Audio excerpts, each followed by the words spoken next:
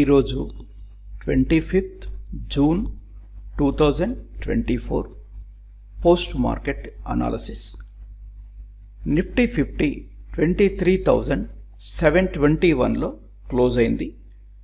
Previous trading డేతో compare చేస్తే 183 points పాజిటివ్గా క్లోజ్ అయింది. నిఫ్టీ బ్యాంక్ 52,606లో క్లోజ్ అయింది. ప్రీవియస్ ట్రేడింగ్ డేతో కంపేర్ చేస్తే 902 పాయింట్స్ పాజిటివ్గా క్లోజ్ అయింది. ఫిన్ నిఫ్టీ 23,510లో క్లోజ్ అయింది. ప్రీవియస్ ట్రేడింగ్ డేతో కంపేర్ చేస్తే 439 పాయింట్స్ పాజిటివ్గా క్లోజ్ అయింది.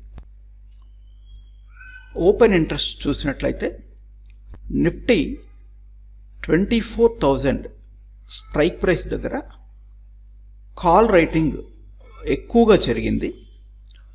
అంటే ఈ 24,000ని మనం రెసిస్టెన్స్గా ట్రీట్ చేయొచ్చు. అలాగే 23,500 దగ్గర పుట్ రైటింగ్ మ్యాక్సిమం జరిగింది. ఈ స్ట్రైక్ ప్రైస్ని, ఈ లెవెల్ని మనం సపోర్ట్గా ట్రీట్ చేయొచ్చు. నెక్స్ట్ బ్యాంక్ నిఫ్టీలో 53,000 దగ్గర ఎక్కువగా మనకు కాల్ రైటింగ్ జరిగింది. దీనిని మనం రెసిస్టెన్స్గా ట్రీట్ చేయొచ్చు. అలాగే 52,000 దగ్గర ఎక్కువగా మనకు పుట్ రైటింగ్ జరిగింది. దీన్ని మనం సపోర్ట్గా ట్రీట్ చేయొచ్చు. ఈరోజు ఎఫ్ఐఐ డిఏఐ డేటా చూసినట్లయితే ఎఫ్ఐఐస్ నెట్ బై 1,176 crores ఉంది. ఎస్టర్డే ఎఫ్ఐఐస్ సెల్ చేసిన విషయం మనకు తెలిసిందే.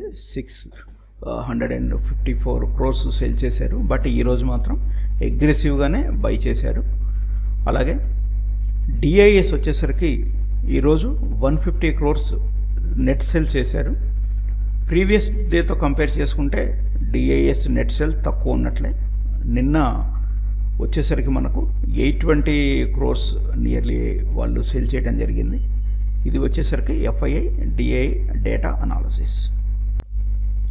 ఈరోజు మార్కెట్ క్లోజింగ్ టైంకి ఓఐ data analysis FII and DIIs చూసినట్లయితే మనకు ఎఫ్ఐఐస్ కొంతవరకు బుల్లిష్గానే ఉన్నారు. ఇక్కడ మీరు చూడొచ్చు. మనకు వచ్చేసరికి నిఫ్టీ బ్యాంక్ నిఫ్టీలో మీడియం బుల్లిష్లో ఉన్నారు. అలాగే మిడ్ క్యాప్ నిఫ్టీలో మైల్డ్ బేరిష్గా ఉన్నారు. ఫిన్ నిఫ్టీ అండ్ స్టాక్ ఫీచర్స్లో కూడా as per OI data analysis FIIs medium బుల్లిష్గానే ఉన్నారు.